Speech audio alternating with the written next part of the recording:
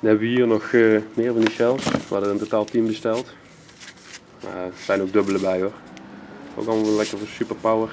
1.4G. Gewoon consumentenvuurwerk in Polen. Hier is het volstrekt illegaal. Handgranaten, dat zijn het. Handgranaten, je hoort het.